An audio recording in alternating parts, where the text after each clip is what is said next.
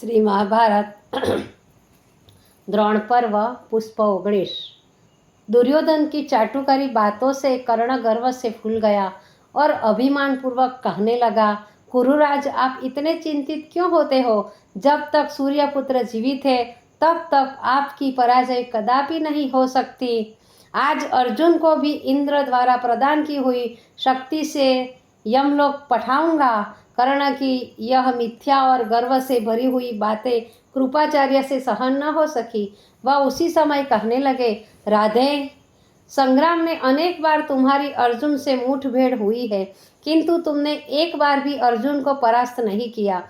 हर समय तुमने ही हार खाई है। जब तुम अकेले को ही परास्त नहीं कर सके हो तो फिर कृष्ण से रक्षित अर्जुन को क्या परास्त कर सकोगे? रणक्षेत्र में त्रिशूल पाणी भगवान शंकर को भी संतुष्ट करने वाले अर्जुन को मारने में कौन समर्थ है? कृपाचार्य की इन बातों से रुष्ट होकर कर्ण बोला, ब्रह्मदेव, जल से परिपूर्ण मेघ और शौर्य से पूर्ण योद्धा गरजते भी है और बरसते भी है, उसी के अनुसार कार्य भी करते हैं। वास्तव में ही जब मैं श्री कृष्ण सहित पांडवों का नाश कर दूंगा तब तुम समझोगे कि हाँ, वास्तव में कर्ण का कथन सत्य है। इंद्र प्रदत्त शक्ति पर क्या आपको विश्वास नहीं?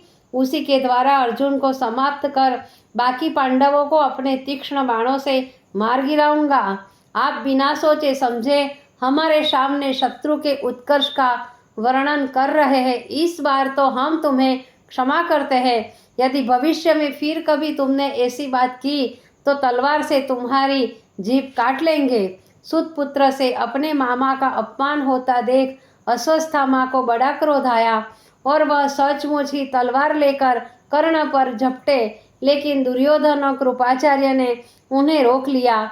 तब कर्ण ने कहा, कुरुराज, इस ढीठ ब्राह्मण को आप छोड़ दीजिए। तनिक इसे भी पाठ पढ़ा दो कि कर्ण पर हथियार उठाने वाले का क्या हाल होता है। तब दुर्योधन ने दोनों को शांत किया और कहा, महानुभावों, इस कुसमय में गृह कला अत्यंत ही अहितकर है और जिसमें भी आप दोनों तो इस युद्ध के बड़े बड़े सुदृढ़ स्तंभ हो। आप ही लोगों पर तो इसका संपूर्ण भार है। दुर्योधन के मनाने पर अश्वत्थामा का क्रोध शांत हुआ तो वह कहने लगे, कर्ण, हमने तो तुम्हारे इस अपराध को क्षमा कर दिया, लेकिन अर्जुन तुम्हारे इस गर्व को अवश्य ही चूर चूर तो करेंगे।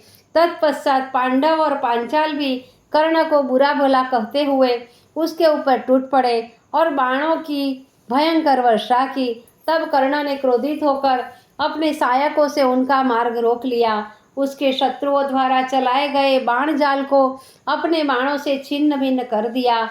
कर्ण को युद्ध करते देखकर कुंती पुत्र अर्जुन कर्ण के सामने आए और कर्ण को अपने तीक्ष्ण सहायकों से बींध डाला और उसकी सेना को भी तीरों के असह्य प्रहारों से विकल कर दिया। तब दुर्योधन अर्जुन से युद्ध करने की इच्छा से उसकी तरफ चला तो कृपाचार्य और अश्वत्थामा ने उसे मृत्यु मुख में स्वयं ही जाते देखकर उसे रोका और अश्वत्थामा युद्ध के लिए गया।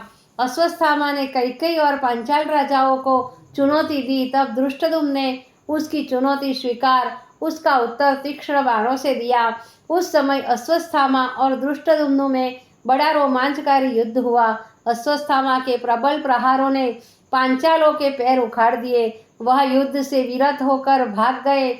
अपनी सेना को रणस्थल से भागती देखकर अर्जुन और भीम ने सैनिकों को सांत्वना देकर रोका और अश्वत्थामा को जाकर घेर लिया। उधर द्रोणाचार्य भी कुपित होकर पांडव सेना पर बाण वर्षा कर रहे थे। इधर अवसर मिलने पर सात्यकी ने सोमदत्त को समाप्त कर दिया।